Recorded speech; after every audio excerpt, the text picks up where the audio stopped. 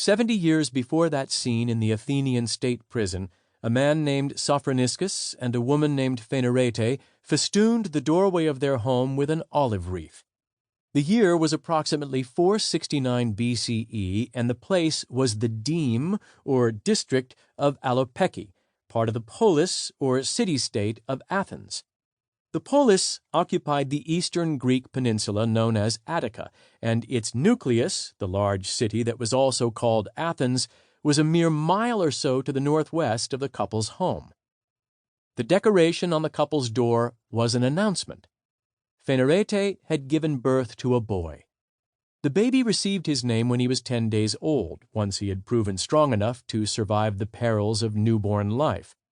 Sophroniscus and Phanerete chose Socrates, which combined the notion of wholeness, sos, and power, kratos.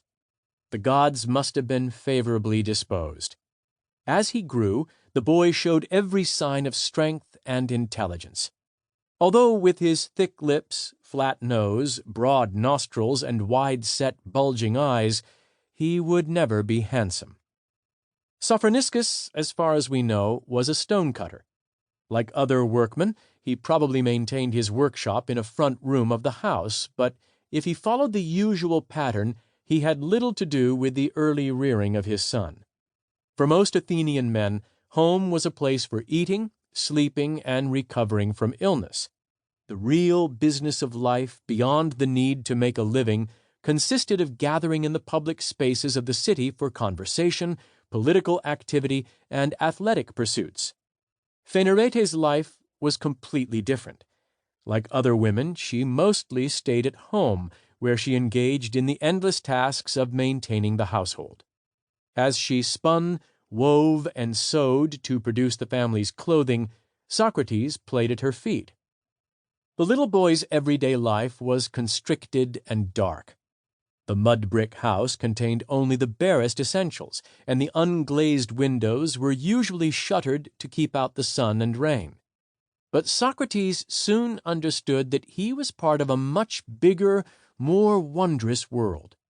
He learned that his family descended from Daedalus, the greatest human craftsman who had ever lived.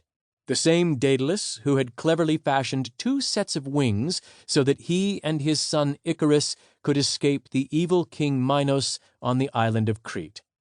The story ended sadly with the tragic death of Icarus, but Daedalus was a brilliant inventor, certainly a worthy man to have as an ancestor.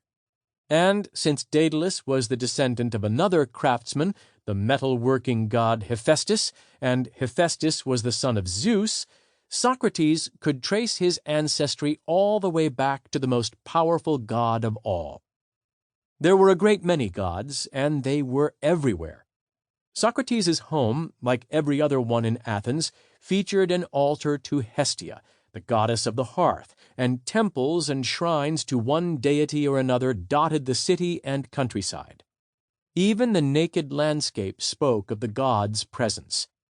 The cone-shaped Mount Lycabettus, to the northeast of Socrates' home, was more than just a stony protrusion on the Athenian plain.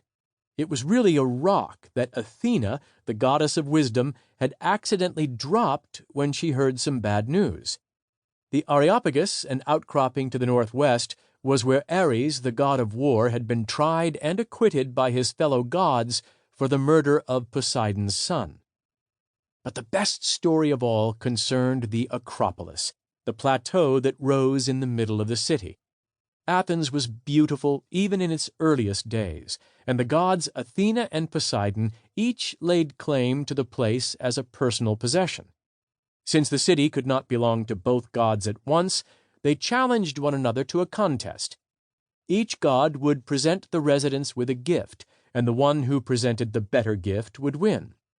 Escorted by a procession of locals, the 2 gods climbed the Acropolis, and the contest began. Poseidon, the god of the sea, went first. He struck the side of the cliff with his trident, and out gushed a bountiful stream of water. The spectators were awed, not surprisingly, since no city can survive without water.